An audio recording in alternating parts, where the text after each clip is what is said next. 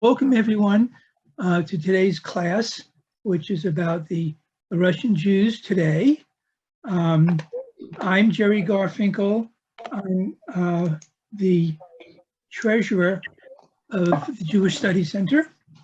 And as treasurer, I want to tell you that our classes are free.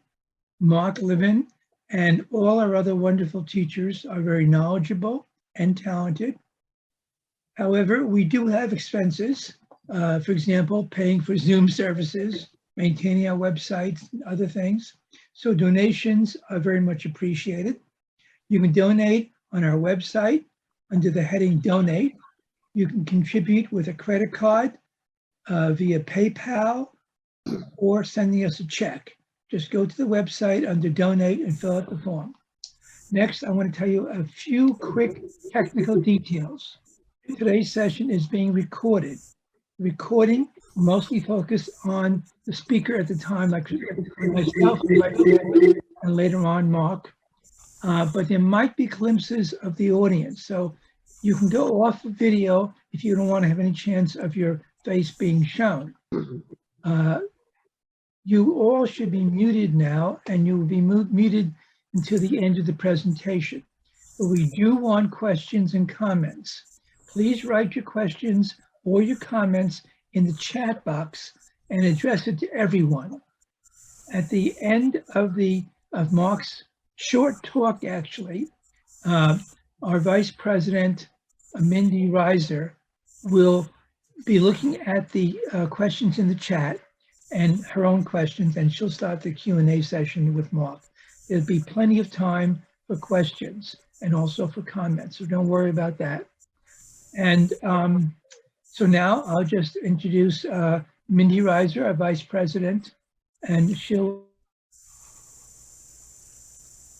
Now you have to unmute yourself, Mark and Mindy and Jerry. Okay. Because everybody is muted besides the leaders. Okay, can I be heard? Yes. Was I muted? Just for a minute, just for a second. Okay, folks, we're delighted you're here.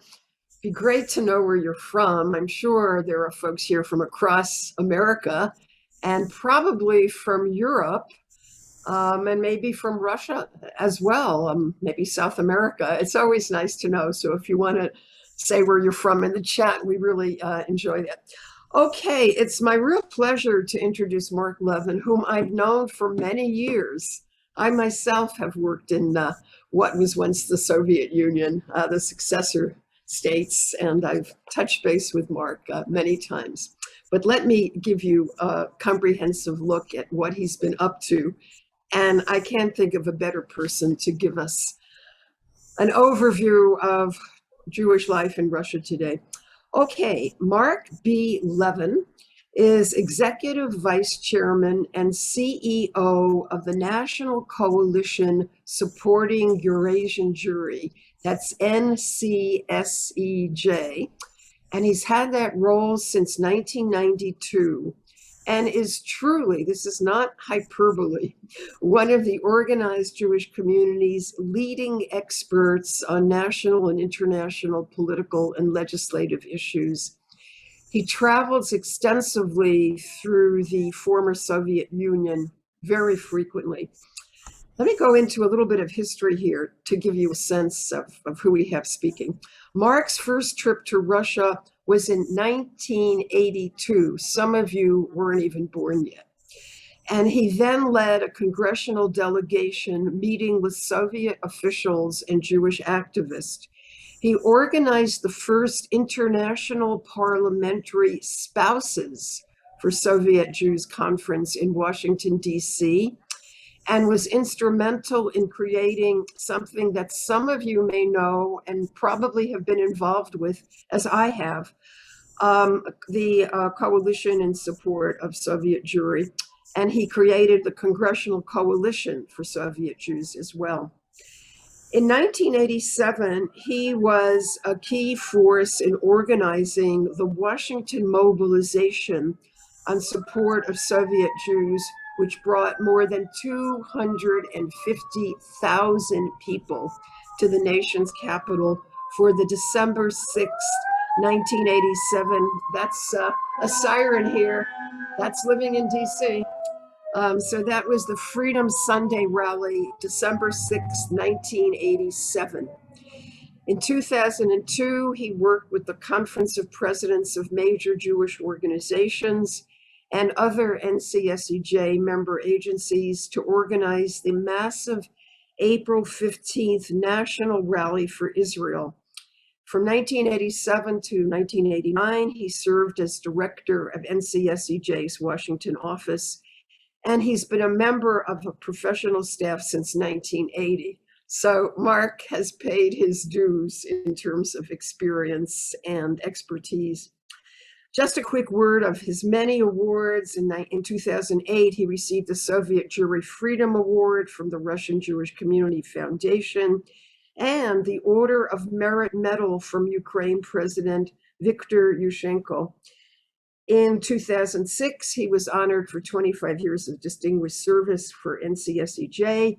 He served 3 terms as a public member of the U.S. delegation to the Organization of Security and Cooperation in Europe. That's an important organization, bringing together a lot of important players in dealings with the successor states to the Soviet Union, as well as Russia. He also served as public advisor for the U.S. delegation to the 2004 Berlin Conference on Anti-Semitism.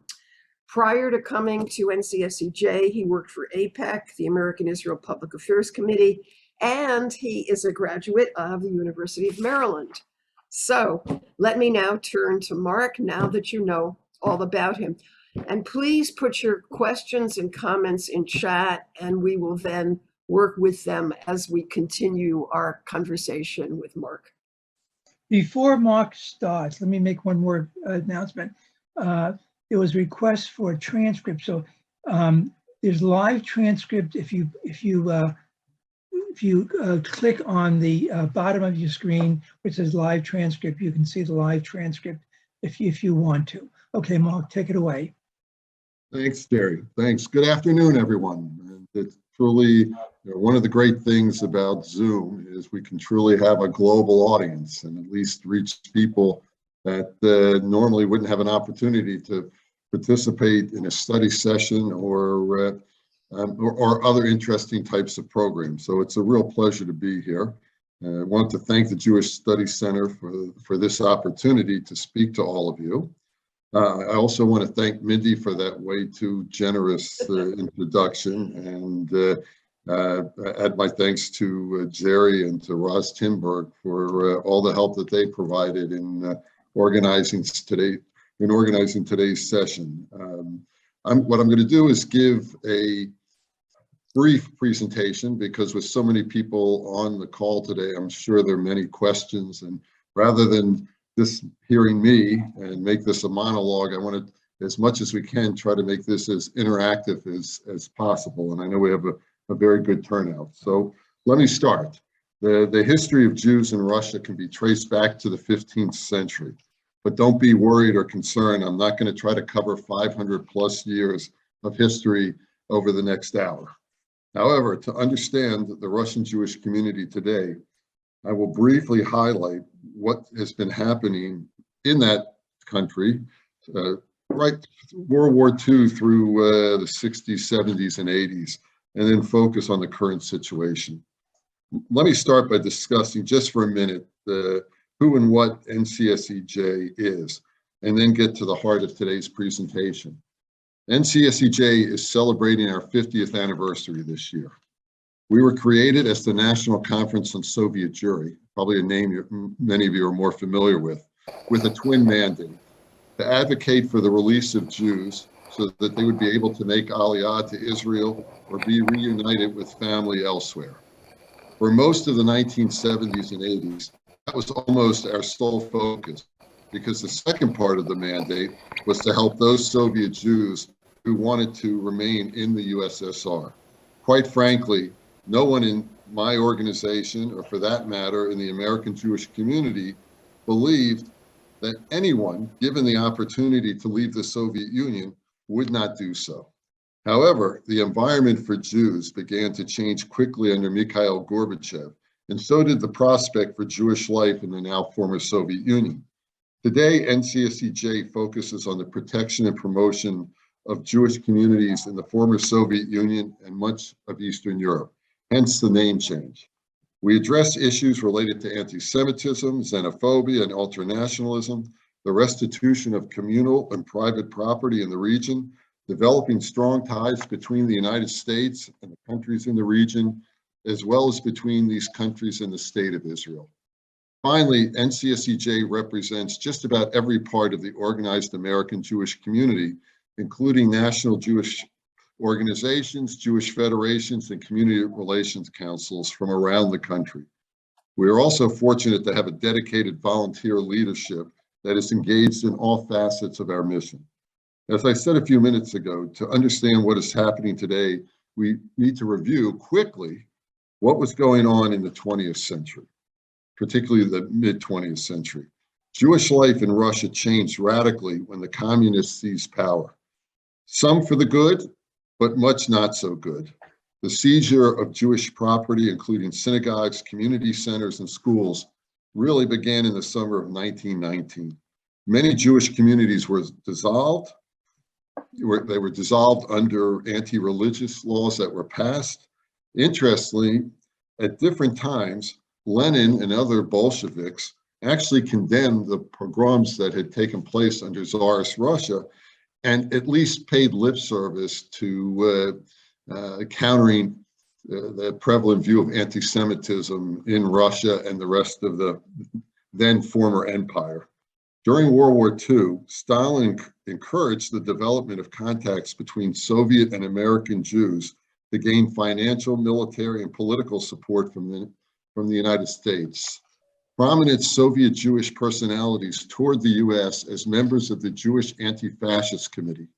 The Soviets were very adept at using this group as a way to cleanse what they were doing toward Jews and other ethnic religious minorities in the Soviet Union. However, the other thing to keep in mind, which is very important, which always comes up, no matter whether Jews were living in the Soviet Union or in the United States or elsewhere, but Jews played a very important part in the Red Army and fought valiantly side by side with other Soviet citizens to defeat the Nazis. That's something that until the last 20, 30 years really got lost and certainly wasn't given much attention by the Soviets. Unfortunately, after the war, the situation for Soviet Jews significantly worsened. Soviet Jews suffered the consequences of Stalin's crackdown and paranoia. The very connections or links Stalin encouraged Soviet Jews to make during the war were turned against them. I'm sure most of you are familiar with the Doctor's Plot and the Night of the Murdered Poets, two tragedies that were a result of Stalin's belief that Jews were out to get him. Something else happened after World War II, and that was the creation of the modern state of Israel. And I firmly believe this. Without Israel, there wouldn't have been a Soviet Jewry movement, and I'm not sure we would have seen the mass migration of Jews leaving, whether it was the Soviet Union or Eastern Europe, without the creation of Israel. Now, what I want to try to connect with these two is that after the creation of the State of Israel, the United States, I believe, was the first country, and I think the Soviet Union was the second country to recognize Israel's independence. Golda Meir, when she was foreign minister the first government of Israel, paid what turned out to be a historic visit to Russia, to Moscow. And she went to visit the Choral Synagogue, which is in the heart of Moscow. In fact, it's only a few hundred yards from Red Square and the Kremlin. And depending on which news articles you read, there could have been as many as 25,000 or more people who greeted her inside and outside of the synagogue. Apparently, this turned out to be a great shock to Stalin and the rest of the communist leadership, because after her visit, the crackdown against Jews increased dramatically. Now, I want to fast forward to the 1960s. I said we're going to go through this quickly. There was another round of Jewish persecution by the Soviet government, even after Khrushchev came to power, this time being based on economic crimes. And it wasn't just happening in Russia and other parts of the Soviet Union, but also in parts of Eastern Europe. However, by the mid-1960s, there was some immigration based on family reunification. For those old enough to remember, President Johnson held a historic summit, or an important summit meeting with the then Soviet leader halfway between Washington and New York.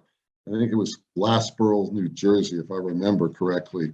And actually on Johnson's agenda with his Soviet counterpart was the issue of Jews being able to leave the Soviet Union. And in fact, there was a commitment made to allow, as I said, people to leave based on family reunification. Later, in 1967, there was a really major turning point, not just for Russian Jews, but for Jews throughout the former Soviet Union. It was the Israeli victory in the Six-Day War. And if you've spoken to any of your friends who lived in the Soviet Union or Soviet Jews during that time, it had in some ways the same effect that it did for American Jews and other Jewish communities around the world. And given the support that the Soviet government was providing to the Arab states, it galvanized Soviet Jews in a way that it hadn't before. And that was not that there weren't Soviet Jewish activists before the Six-Day War, but it was one of the sparks that truly created this movement. Something else happened after the Six-Day War, and that was the breaking of diplomatic relations between the USSR and Israel. And they weren't resumed, I believe, my history is right, until 1990.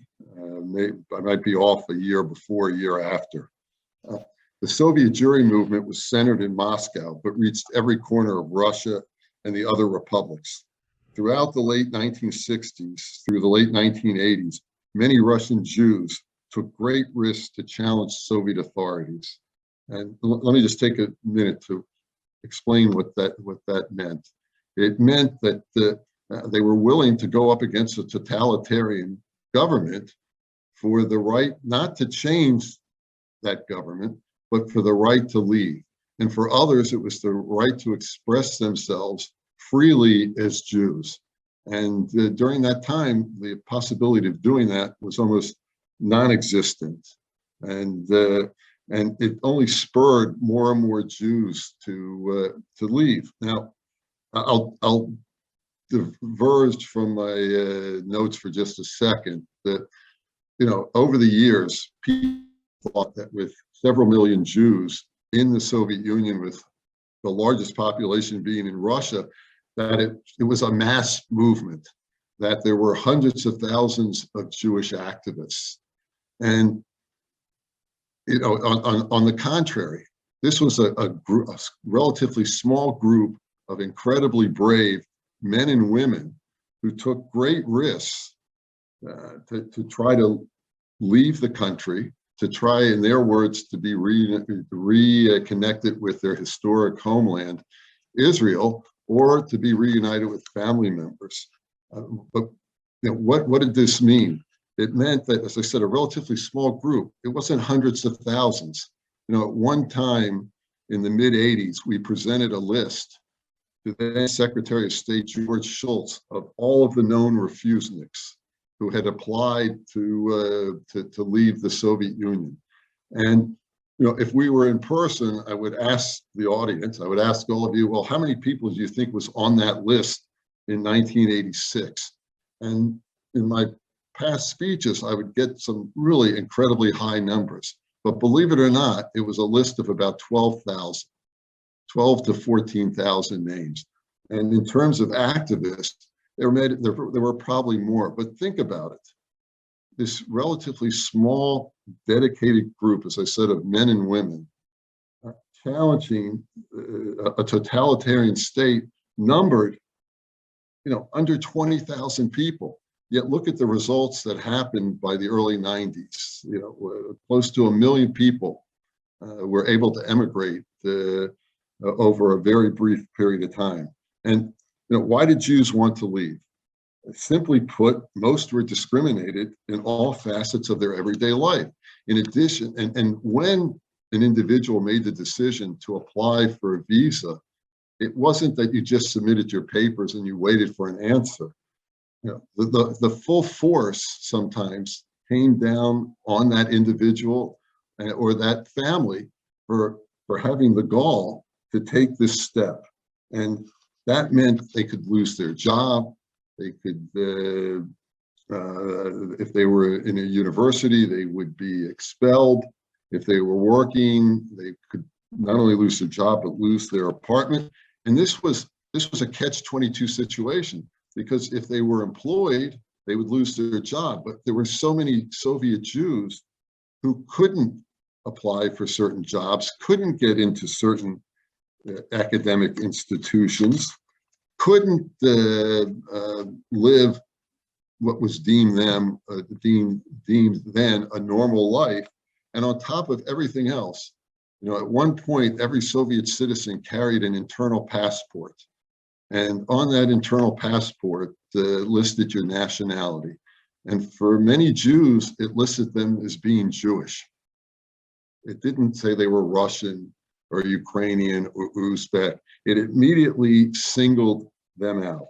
So this is why for some, it was imperative for them to leave.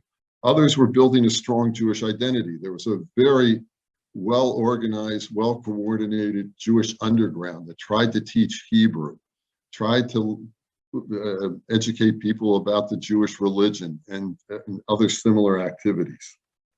Jewish emigration ebbed and flowed depending on the state of relations between the United States and Russia.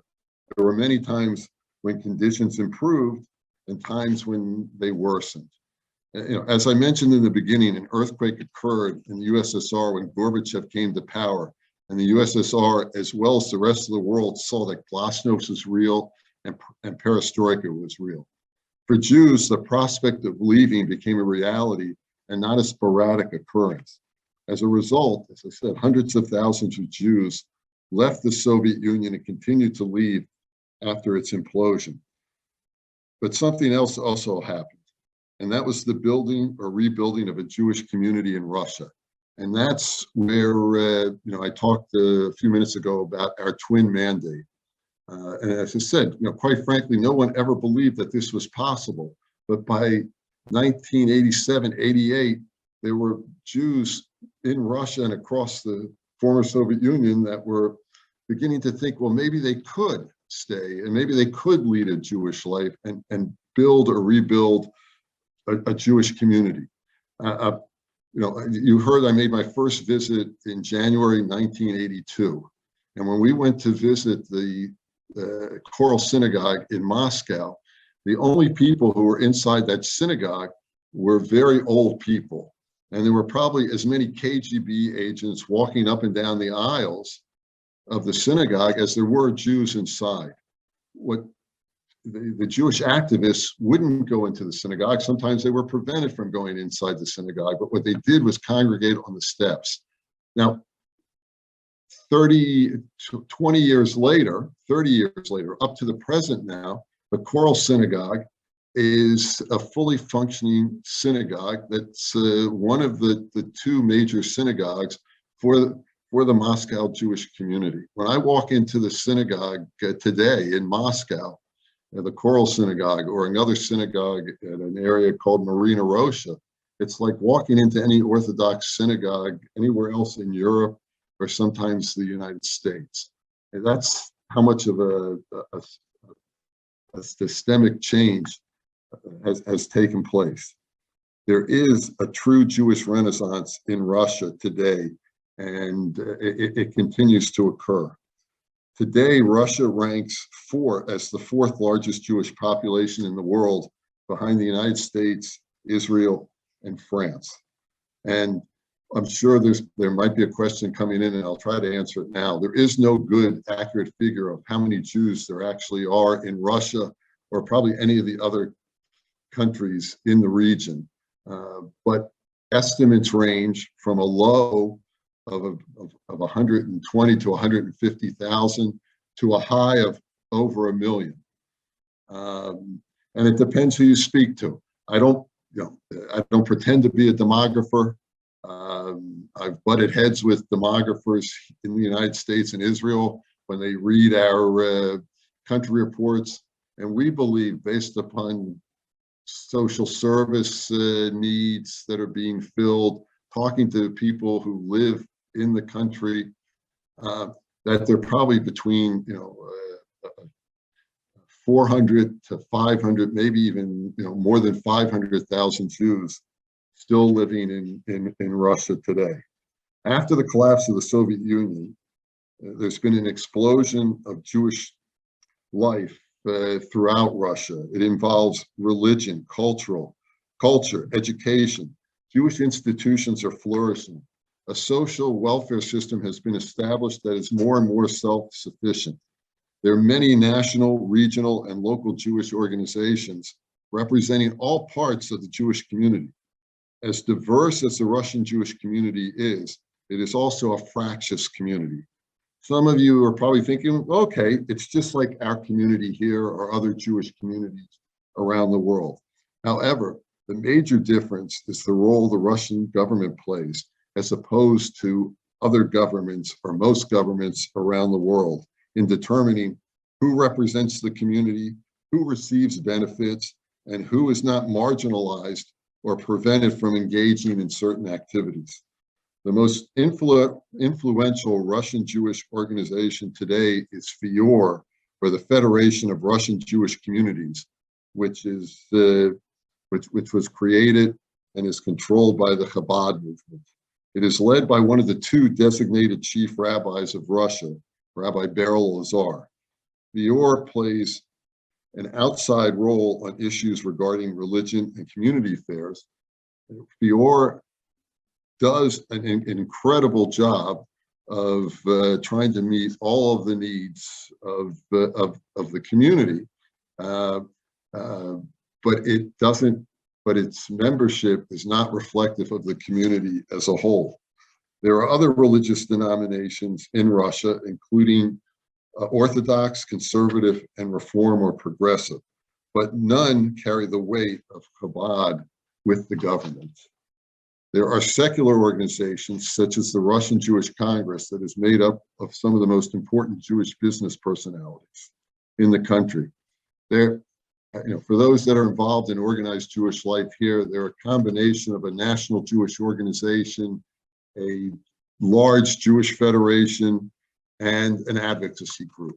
They raise money, they disseminate money, they support projects, they advocate on both domestic and international issues of concern to the Russian Jewish community. JDC, or the Jewish Agency for Israel, the American Jewish Joint Distribution Committee, World Org, and other international Jewish organizations continue to play an important role. Unlike many other international groups, they've not been forced or asked to leave Russia. Jewish life has spread throughout the country.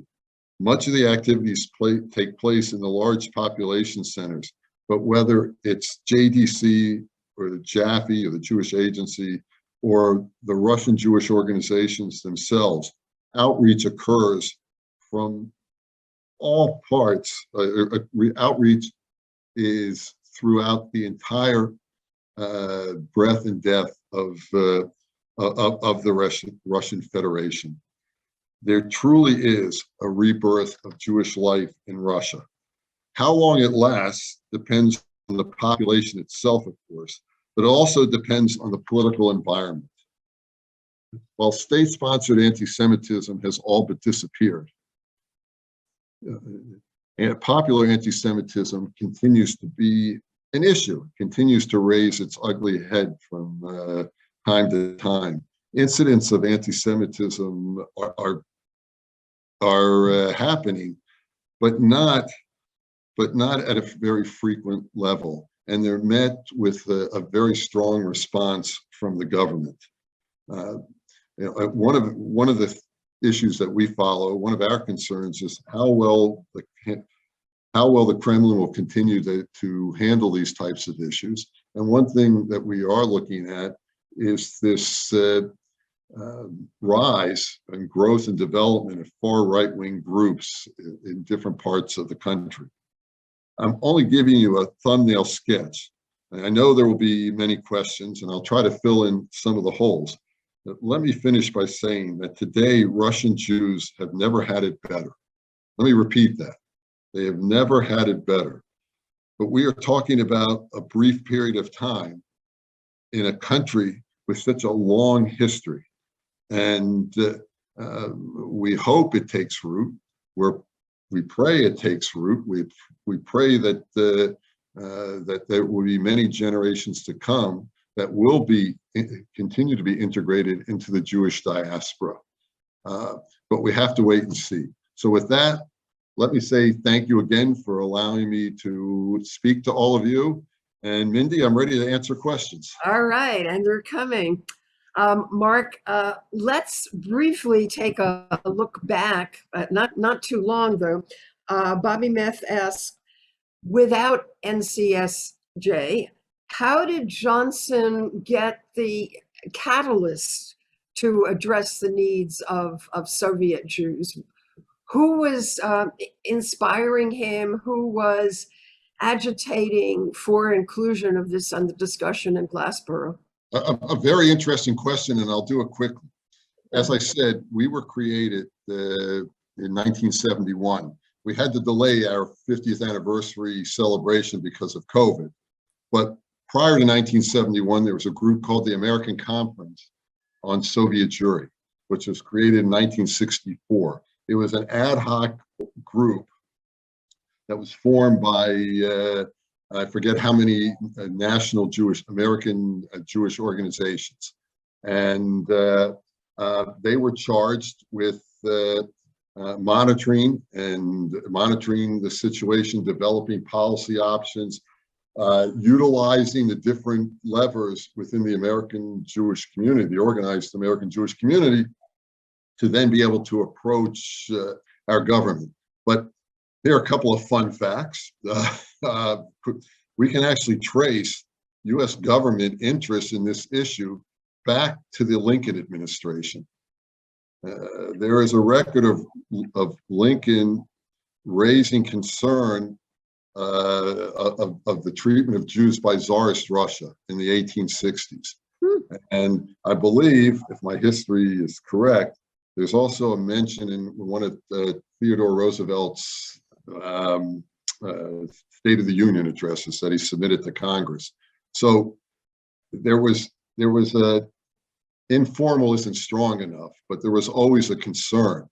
The other thing to keep in mind is, and I'll finish with this, is that the late Elie Wiesel wrote a book about the forgotten the Jews, lost Jews, and that was also an impetus. But I think that Elie Wiesel was the gist of his or thrust of his message was as much talking about the lack of knowledge and interest and concern of the diaspora as it was of the Russian Jews or Soviet Jews themselves.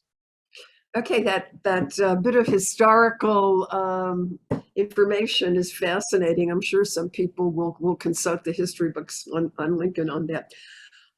You've touched on this, but I think people would like to know more about the impetus for the Soviet Jews to want to stay. You mentioned the fact that many thought that, well, once the gates are open, they'll just go. But there were those who didn't want to go. Say a bit more about the bonds they saw to Russia. Well, it's look, we as Jews, we have a long and complicated history that goes back thousands of years. And, each successive generation looks back and asks, why didn't the previous generation see what was happening and act or react accordingly? Now, the reason I mention this is because for my generation, we looked at and we asked our parents and grandparents, how could we as a community not have done more to try to save the European Jews? Didn't we know what was going on? Weren't we in a position to appeal to the U.S. government or other governments to try to stop the Holocaust? And as I said, for many people of my generation, when we were coming of age, we said, well, we're not going to let this happen again. So for my generation to see that there were people who actually thought that there was a possibility to lead a normal Jewish life was, in some ways, mind-blowing. I mean, it probably shouldn't have been, but having said that, and remember what I said, there weren't that many actual refuseniks. The people who took that initial step to apply to leave. There were a lot of people, once they saw the gates were opening, or at the end, or at different points, in the 70s, when the relationship between the U.S. and the Soviet Union were moving in a better direction, and the Soviets, as a gesture, would allow more people to leave, more people would apply. But when Gorbachev came in, for people of a certain age, remember, not everyone, initially took to believing that perestroika and glasnost were real, that he and his inner circle really did want to change this totalitarian state for the better. And things started opening up, little by little. There were co-ops that were created. Academic studies became a little more open. There were more people-to-people exchanges, academic exchanges. A lot was going on, and those Soviet Jews also saw what was going on and thought that, well, maybe there is a possibility that this will be different. And it generated a tremendous debate inside Russia and other parts of the Soviet Empire, as well as here in the United States. And I think what started turning around for the Russian Jews and other Jewish communities is the ability to organize themselves. Jews used to go into the forest or the woods, or they would try to meet secretly in people's apartments and do all sorts of things. Well, now all of a sudden they could meet out in the open. They could congregate. If they were religious, they could start going to synagogues or reopen synagogues. And this led to more and more people trying to figure out, what did they want to leave? Did they want to stay? What was best for themselves, or best for themselves and their families? And in 1989, before the collapse, there was the first national Jewish organization called the VOD was organized in Moscow, and it was the first organization in 40 years that was freely organized by a group of Jews, and it represented nascent Jewish communities from around the former Soviet Union. When the Soviet Union imploded, the VOD split up into almost 15 different national organizations, reflecting whether they were Ukrainian, Moldovan, on and on. But the Russian VOD stayed around. The Russian VOD is still working today. And the Russian VOD began to try to organize local activities around Russia. And one thing led to another. Perestroika, glasnost turned out to be real. The Soviet Union imploded, and all of a sudden, as I said, we were looking at the fourth largest Jewish community.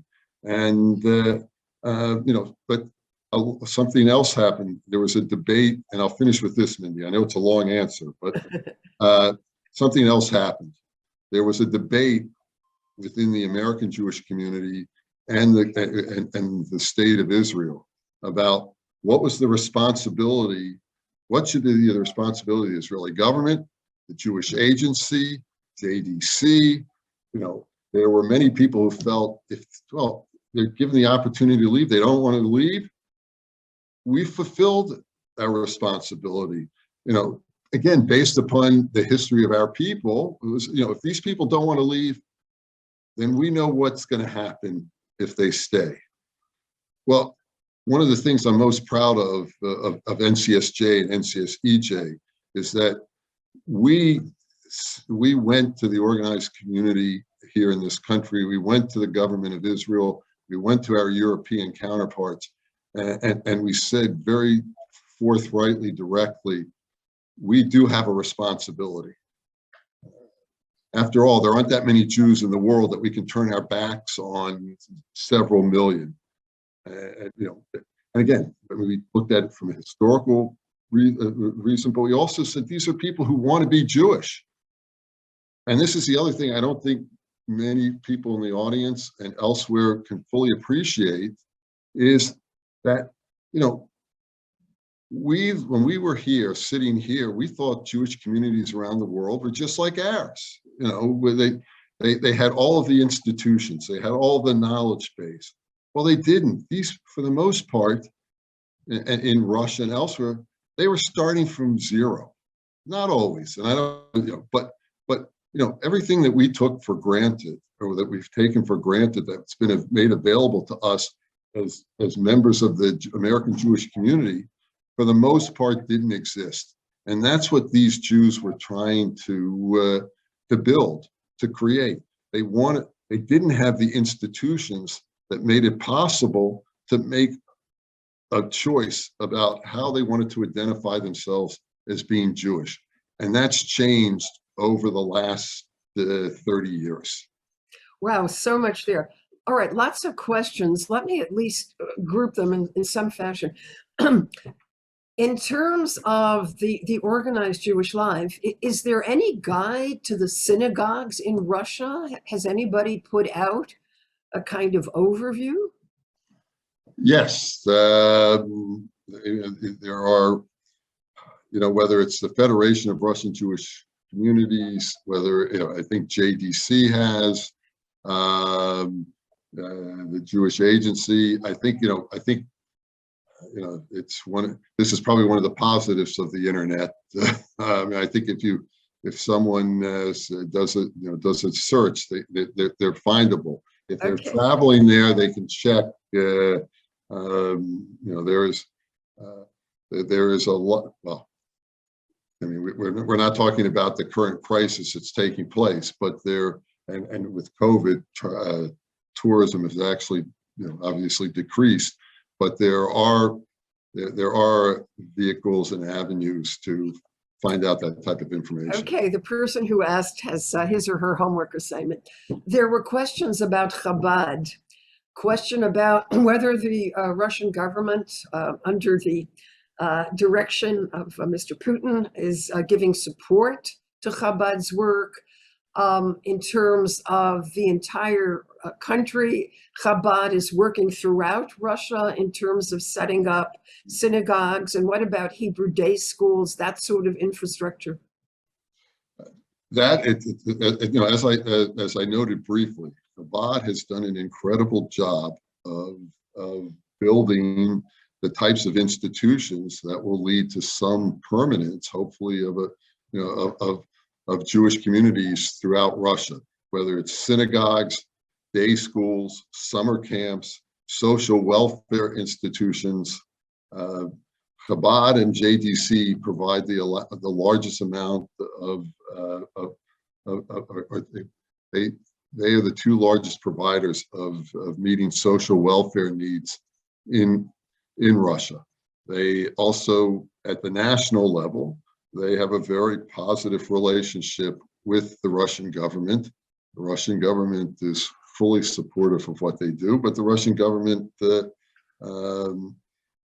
has not stopped these other denominations from pursuing their activities as well. The difference may be the level of support. Okay, there are questions. Again, this is not kind of a 2-hour or 4-hour seminar, but there's interest in knowing about the daily life, the living conditions of Russian Jews.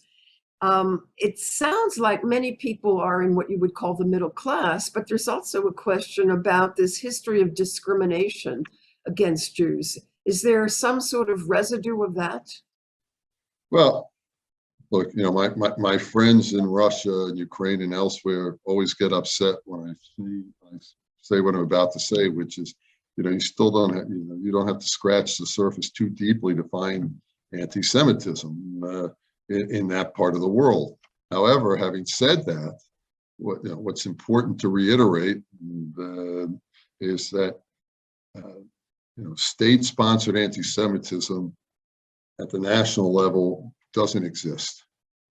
In fact, President Putin has been quoted many times talking about how he views Russian-speaking Jews, as still being connected to the Russian Federation. Those Russian-speaking Jews who've moved elsewhere. He's warmly received when he visits Israel. He talks in very positive tones about Israel, for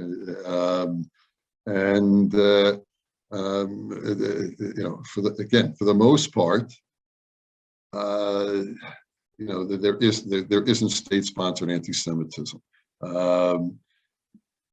The Jewish community in Russia tends to be more urban, but it's also very reflective of the larger population as a whole.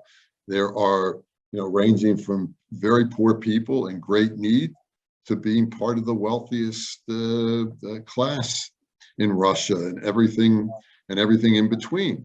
And like many Russians in the middle, what was once the emerging middle class or upper middle class, as the economy has hit some bumps, they've been impacted like everyone else. And I think that's, it's one of the more remarkable occurrences is that, you can walk down the street and not feel, not always. So not, I guess I don't want to make too much of a generalization, but you're not walking down the street looking over your shoulder because someone thinks you're Jewish. Now, like every other Russian citizen, and this is where if there are Jewish leaders of different stripes and activists, and they're pursuing religious, cultural, educational opportunities, for the most part, they can do what they want.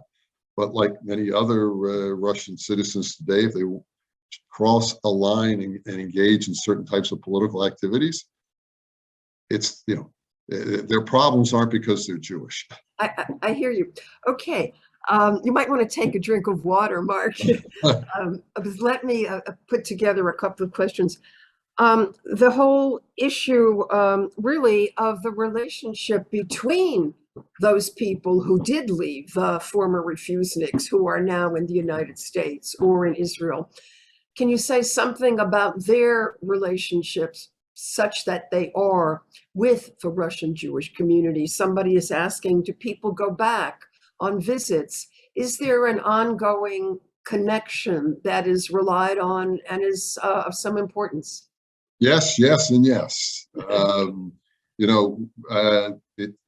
Some of the people living on the East Coast know about, we used to call it the shuttle between New York and Washington. The planes would leave every hour on the hour. Well, there are Jews living in Israel who commute, or who, they talk about a shuttle between Tel Aviv and or Ben Gurion and Moscow. Okay. There is whether it's the large Russian-speaking community that lives throughout the United States here or in Israel or elsewhere, Jews are connected in a way that never existed before. There are many Russian, Russian Jews who live in the United States and Israel and elsewhere who have significant business interests. There are Jews who visit their relatives and friends on a regular basis. There are individuals and groups who work with similar groups, individuals in Russia to build Jewish institutions. Yeah, name the activity, name the concern, and there is some sort of connection today. It's that this is the Russian Jewish community is truly an integrated community into the larger Jewish diaspora, as well as being fully connected with the state of Israel. I mean, after all, 20 to 25% of the population in Israel today can be traced to Russia and other parts of the former Soviet Union. And, again, whether it's family, social, business, religious, I'll go like this. That's how interconnected everything is. Okay, in terms of the tensions now, I don't need to elaborate on this, between the United States and Russia over Ukraine, and the presence in Russia of organizations that have their base in the United States or a lot of support here. Is there any danger of these organizations not being increasingly welcome, that they may be asked to cut down on their presence? Could it reach that point? Well, I've tried to be as vague as possible in my prepared remarks, and I know nothing is ever off the record on Zoom and with a group this size. So I'm going to be very careful in how I answer. Try to elaborate just a little bit. As a community here, we've been very fortunate that the international Jewish organizations we support, for the most part, have been able to continue to operate. And it's our hope that will continue. There's been a crackdown. There's no other way to putting it, in terms of those who are viewed as being political opponents of the current government, and for those that have followed these types of human rights issues, political issues in Russia over the last several decades, there's a group called Memorial. It's one of the first human rights groups formed when things began to open up.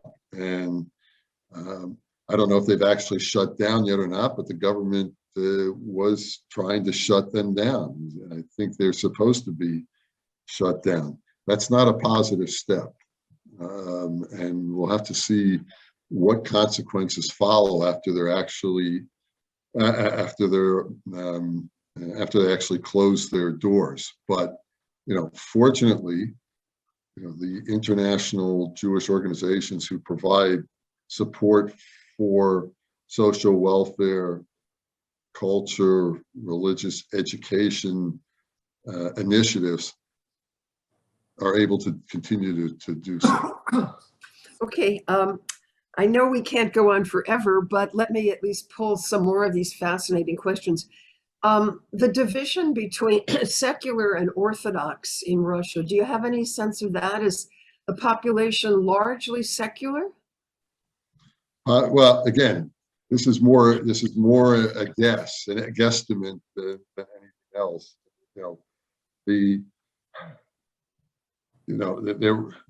I would. It's our sense, and again, this is talking. our sense that much of the Jewish population remains a secular one. It's not a question of identifying. If they engage or if they reach out, it tends to be towards Orthodox, to Orthodox synagogues. However, there is a rather impressive reform or progressive community in Russia today, in different parts of the country. There are other Orthodox denominations that also have a presence besides Chabad, it's and again, this isn't the best. It's not a best apples to apples comparison, but how many in the American Jewish community today formally affiliate with in a particular denomination versus not, but still engage in some sort of religious activities. And again, remember, this is, we're talking 33 years or 32 years now. Well, you can tell I was never a great math student. It's been 31 years since the implosion of and the dissolving of the Soviet Union. In the United States and in the West, this is 3 lifetimes. In Russia and other parts of the former Soviet Union, 30 years, is nothing. So what's happened in this brief period of time is nothing short of miraculous. Okay. Again, there's so much we could cover. In terms of the representation of people who are Jews in some of the political organs of Russia, the Duma, somebody asked about, we know there were people personally close to Putin, but what about in the various governmental institutions? We have in the United States an astonishingly, wonderfully large number of Jewish people who are heads of major US agencies, government agencies. Is there anything like that in Russia? It's my understanding that there's more. There's more. I mean,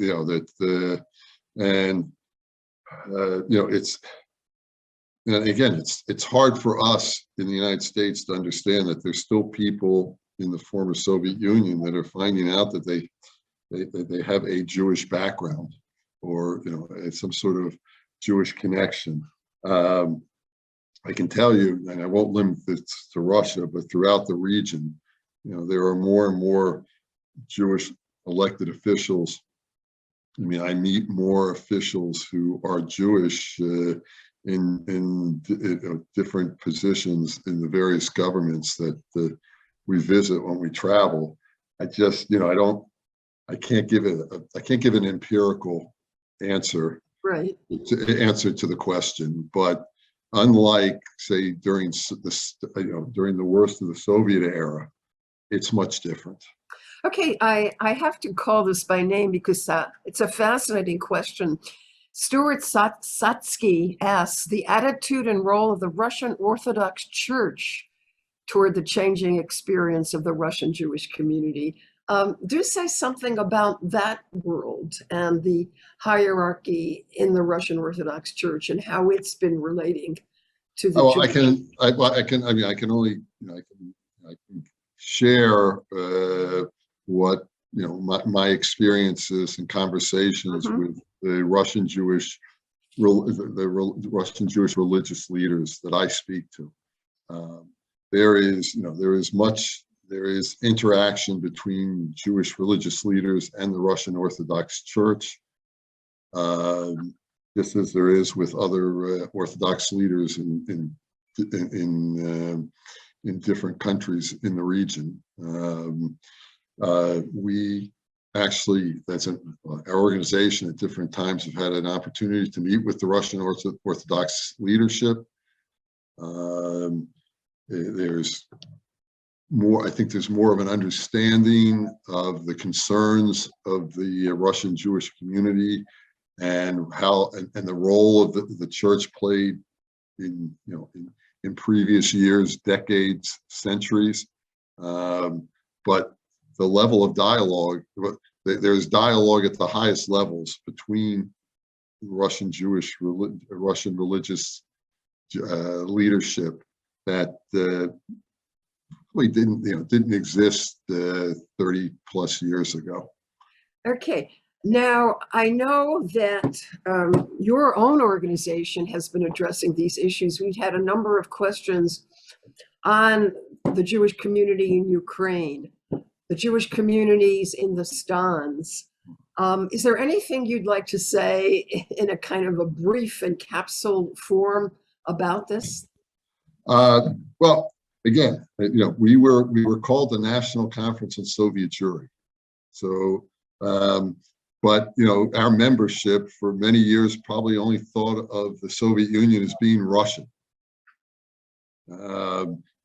I'm sure there are many people on the call whose grandparents, great grandparents, came from the Russian Empire, from the Pale, but were actually, lived in Ukraine or Belarus or in parts of Eastern Europe. What's remarkable is that no matter what size the Jewish community, and I've been fortunate to be able to visit most of the former republics, the smallest Jewish community is well under 1,000 in Armenia. As I said, the largest is in Russia, which could be as many as 500,000 or more. And there's everything in between. They're all progressing at different rates. There is interaction among the different Jewish communities. I mean, one of the unfortunate results of the conflict between Russia and Ukraine has been, some splintering between the Ukrainian and Russian Jewish communities. When it was the National Conference in Soviet Jewry, the Soviet Jews identified themselves as Soviet Jews. But like many other people in that part of the world, nationalism has come to the forefront. So, they're Jewish and they're Ukrainian. They're Jewish and they're Kazakh. It doesn't have the singular. There isn't that singular identification anymore. And look, I'll just finish with. I mean, this isn't directly with what we're talking about, but today in Ukraine, there are probably more Jews who are being accepted as being Ukrainian and Jewish, as opposed to being Jewish and Ukrainian than ever before. And this is all a result of what's happened over the last 8 years, and the fact that Ukrainians of all ethnic and religious backgrounds united in their quest to be an independent country. There was some question about the chief rabbi of Russia and Putin's role in that, and some desire for illumination in terms of 2 chief rabbis. Can you say something about that? Well, Russia's lucky. It only has 2 chief rabbis. At any given time, Ukraine might have 4, 5, or 6 chief rabbis. Okay. And again, I mean, it's a concept that we're not familiar with in this country because we don't have a chief rabbi. And if you look at different countries around the world, there are different levels of connection to that country's government and the relationship it has with the hierarchy of the Jewish religious leadership. So in Russia, there was a chief rabbi before the implosion of the Soviet Union. And remember, I don't want to give hard numbers because people can, but before the late 80s, the number of functioning synagogues throughout the entire recognizable synagogues throughout the former Soviet Union was probably, and again, we're talking in the low dozens, probably less than that. So to imagine, to have one chief rabbi in an empire the size of the Soviet Union. When the Soviet Union imploded, all of a sudden there was a tremendous increase. There was a chief, there were chief rabbis throughout these former republics. And there was one chief rabbi in Russia from 1991 to 2002, 3, 4, I forget exactly when. But with the support of the Russian government, with the support of the Russian government and with a congregation of Chabad rabbis and a few others meeting, they elected Rabbi Beryl Lazar to also be chief rabbi. And Rabbi Lazar, has had and continues to have a very close relationship with the government that has paid benefits for the Russian Jewish community. And why don't I leave it at that? Yeah, okay.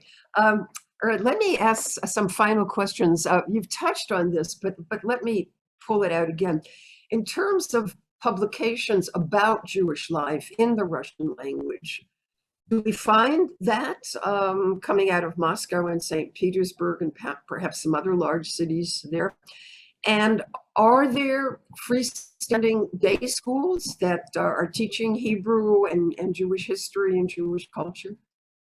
All of that and more. Okay. I mean, again, our source material is almost unlimited. It's unlimited. Again, you can go on you can surf on the net and find all sorts of material, both being done inside of Russia for the Russian Jewish community and outside, being brought in for the Russian Jewish community.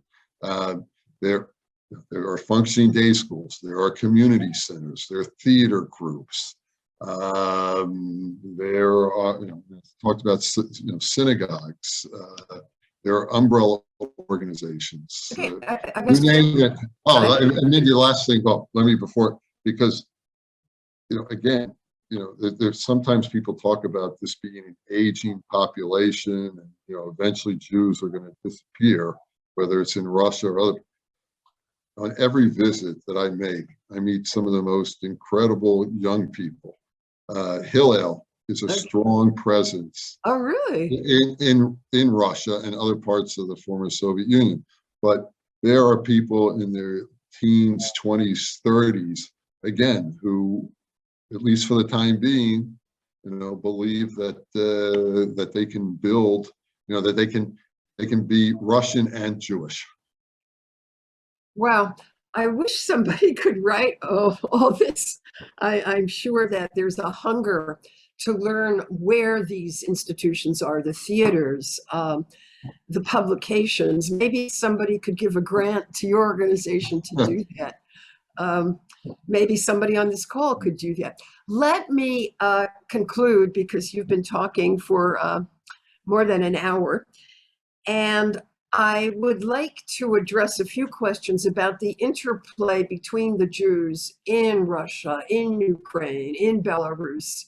The stands where I worked are a little further afield, but within those closer countries, in terms of travel, people going to study. Again, the languages are somewhat different, but a lot of the people would know Russian. And they would probably communicate in that. What are you seeing in terms of these inter and intra-country dialogues among the Jewish communities? Well, there was always a strong connection amongst some of the groups. I mean, there are, again, you go into any one of these now, in any one of these independent countries, there is a Jewish communal structure.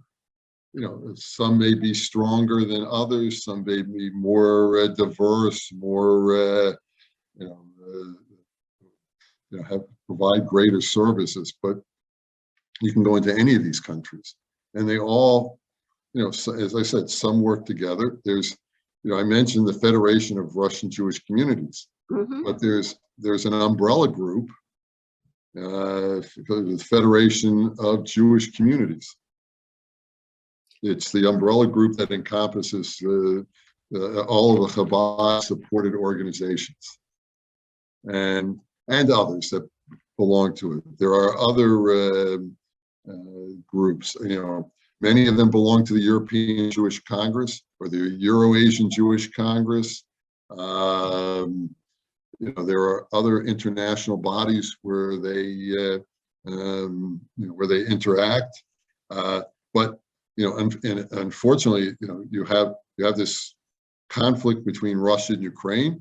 You've had an ongoing conflict for 30 some years now between Armenia and Azerbaijan, and I've been in a room with representatives from both Armenia and Azerbaijan, and they interact very nicely until they start talking about Nagorno-Karabakh and what's dividing them. There are some Jewish communities that are, as I talked about, Russia being a very fractious community sometimes. In 2022, in today's world, most of these communities act and interact in a way that our own community has done for a much longer period. The only, and I don't want to, repeat what I said before, but, for me, all of this, whether it really takes root, is dependent on the political environment. Absolutely. And if the political environment continues to allow these types of activities and self-identification to take place, because again, we're talking about fairly young institutions. We're talking about what, 1.5 generations, and if there is a major political or economic catastrophe, that'll be the test. Well, look, Mark, we've gotten some wonderful responses in the chat to your presentation. People have found it fascinating, extremely enlightening, illuminating. And I want to say, we couldn't get to all the questions. I want to put in people's minds that there is a whole organization of which Mark is CEO that is addressing these and more. And it's NCSEJ. And it has a website, and it is hosting a webinar tomorrow. You want to say a word about that, Mark? Thanks, Mindy. I always like, I never pass up the chance for a free commercial. All right. Now, we try to keep our membership and others current on what's happening in the region. And obviously what's been going on inside Ukraine and on the border with Russia has been at the top of the list of many people's interests and concerns. So tomorrow at 11 a.m. Eastern time, we are hosting a webinar with the chief rabbi of Dnipro, Ukraine. It used to be called Dnipropetrovsk. It's in eastern Ukraine. It's close to the conflict. Rabbi Kamenetsky is one of the leading religious figures in Ukraine today, and has much to talk about the integration of Ukrainian Jews into Ukrainian society. So, if anyone has an interest, please go to our website, and you should be able to sign up there. If not, go to NCSEJ info@ncsej, and we will be happy to send you a registration email in return. So, Mindy, I appreciate that. Oh, no, it's I've been to some of these webinars, and they are really informative. And I'm sure that Mark and his community would be happy to respond to further questions. And we're very grateful for the time and the many people who've listened. I want to say we've had people here from across the United States, somebody from London, and I certainly don't know who the 130 odd people are who participated. I'm sure they're from a lot of other parts in the United States and maybe some other countries. So maybe, Jerry, if you would like to say something. And again, Mark, thank you for a very illuminating overview of a very complex part of the world, a part of the world for which many of us have a deep emotional attachment, even if we've never set foot on Russian soil. Thank you, Mindy. I enjoyed it. Okay. All right, Jerry, over to you.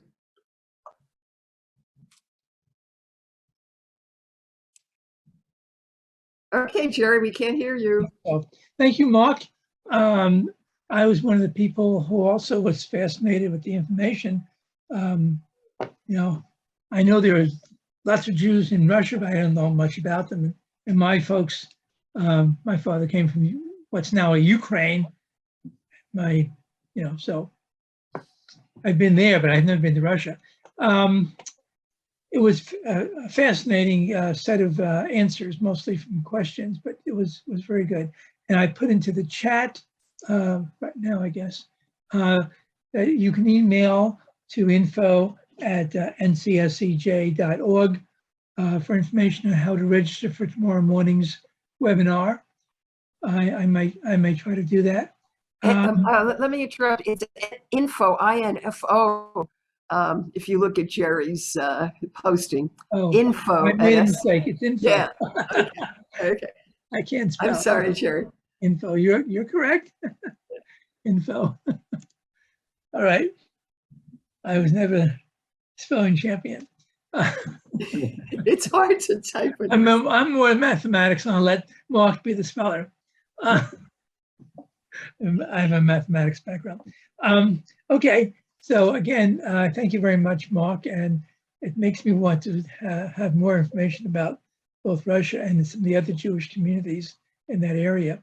I would like to have some a class about the Jews of Ukraine or Belarus, but they're both in great political upheaval right now, so it'll be very difficult. And I want to thank Mindy for both, taking the questions in the chat and making up your own and stuff, as you, always. That's very, great job as usual. And Roz for helping out to make sure that nothing untoward happens in the gallery. And for next week, we're going to have a different type of class, and this will be on Thursday evening. We've had classes previously on Sunday afternoon, like today's, and Wednesday evening, but this time we're going to have it on Thursday evening. We're going to have the first of a four-session class on a more religious topic, the Pirkei Avot, Pirkei Avot's Pathways to Life, with Rabbi Yosef Edelstein. It'll be somewhat interactive, and it'll be like a study workshop in some sense. So I hope to see many of you on Thursday evening.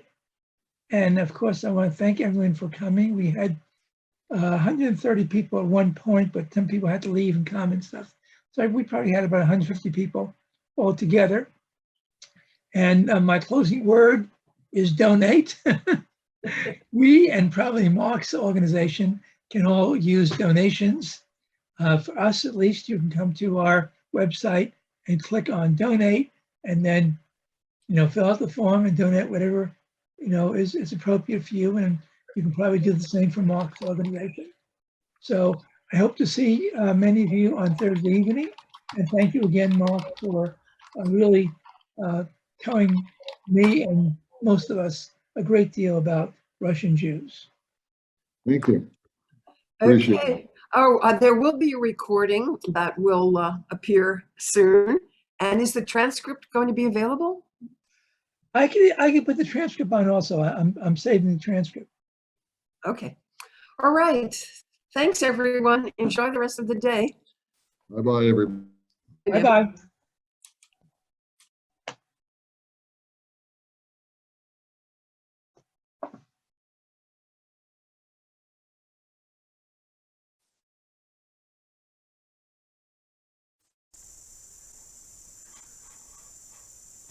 Do I just leave or do we close it out somehow, Jerry? I will close it out. Okay. Thanks again, Jerry. Thank you again, Mark. It was wonderful.